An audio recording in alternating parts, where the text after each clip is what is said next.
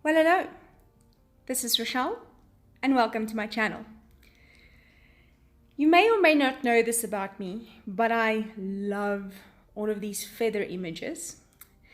And so Ella Roetz, as a part of her birthday month, both for her product and herself, has created a printable for every day of the week, for every day of the month, sorry. So for 30 days of November, she's created a printable that is available for purchase on her website.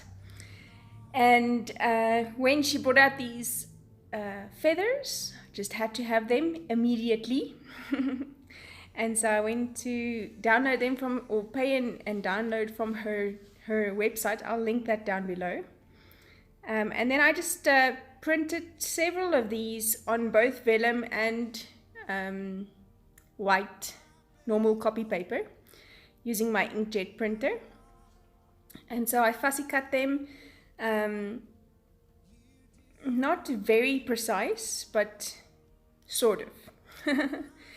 So what you'll see in this video is me fussing with my fussy cut elements to get them into a position and a place that I would like.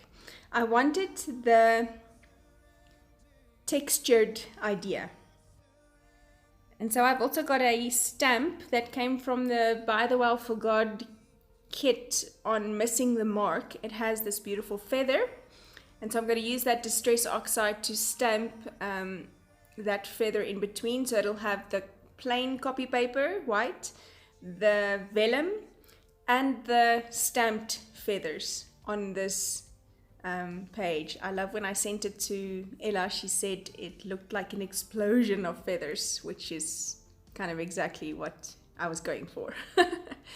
So first I'm going to try this technique, and I have yet to acquire a makeup brush. I shall have to go to the crazy store and get a few of those. So I'm just using this fluffy brush that I do have in my stash to apply the Distress Oxide as a very, very, very soft layer in the background. So it's not, blending it onto the page with a blending tool. It really is just dusting it onto the page. So that it has that soft pink background. And then I am applying the glue to both the little banner with the verse on it and that feather that I wanted in that place, which is the bottom layer of this, I don't know what you want to call it, this composition. There you go, composition is the nice word. And so I'm just catching where the glue didn't get, and then I'm going to be staging this so that it looks like some of the feathers are coming out from behind, some of them are coming out from above. Now here's the little hack. When I apply my glue, I apply it just slightly off this very edge of the printable, so that if I needed to stick something in there, the glue is not stuck down yet. In places where I wanted to stick it in further, I cut off the edge and then just stuck that edge into there, so it still looks like it's way behind the banner piece. And so you'll see me layering the white copy paper over the vellum. Obviously, if I put the vellum over the white copy paper, it would take the colors of the white copy paper image on as well. So that's not exactly what I wanted. So the vellum ones are in the background and the white copy paper are in the foreground. And then in the open spaces, I'm going to stamp that feather image with that beautiful pink Distress Oxide.